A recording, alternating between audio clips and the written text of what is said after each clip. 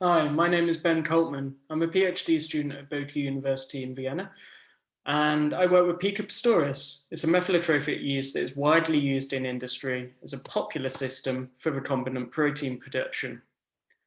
Now, the initial step of methanol metabolism in Pichia pastoris is catalyzed by alcohol oxidase.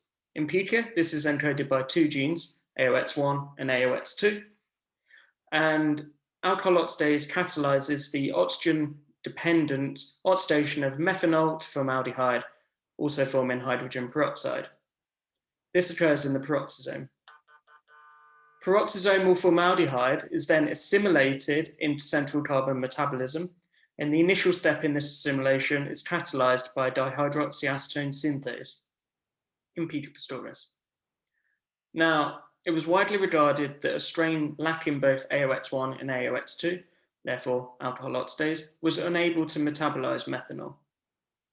Recently, my colleagues identified that a promiscuous alcohol dehydrogenase actually is capable of metabolizing methanol to formaldehyde, forming reduced NAD.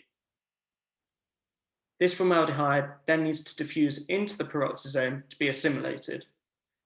In both cases, cytoplasmic formaldehyde can also be dissimilated to carbon dioxide, forming reduced NAD also.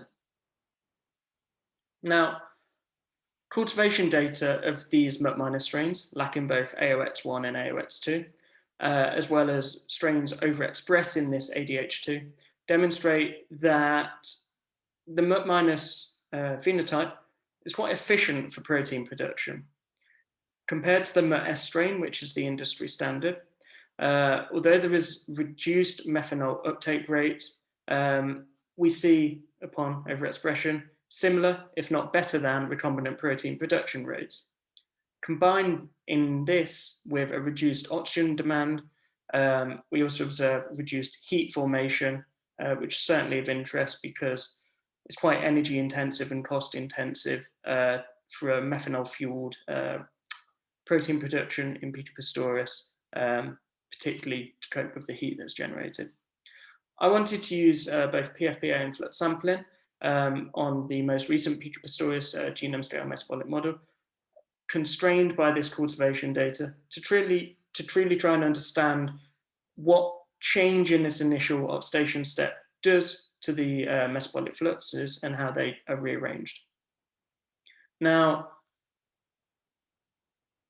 this graph here just demonstrates the flux sampling distributions of DAS flux normalized to methanol uptake rate flux. Vertical lines are the PFBA solutions. In all of the Mut- strains, we see that there is reduced assimilation compared to dissimilation compared to the Mut-S strains, and therefore less carbon that is taken up by the cell is actually introduced into central carbon metabolism. In addition, this change of the oxidation step at the start, we have an additional NADH yield per molecule of methanol, and combining this with the change of assimilation to dissimilation ratio, we see many flux rearrangements that are indicative of redox balancing and, as a product, ATP balancing. For instance, the malate aspartate shuttle in the Mut- strains is severed, and also a alternative NADH dehydrogenase is used that does not contribute to the proton motive force and therefore reduces ATP production efficiency in the Mut- strain. We also observe a couple of different rearrangements, but in general, by having this change of oxidation step, unsurprisingly, we see an increase in NADH yield, but also an increase in ATP yield. And the combination of all of this is that we end up with an efficient recombinant protein production strain that is as good, if not better, because of the extra advantages than the industry standard Mut-S strain. I wish to thank you for your time and enjoy the rest of the conference. Thanks. Bye.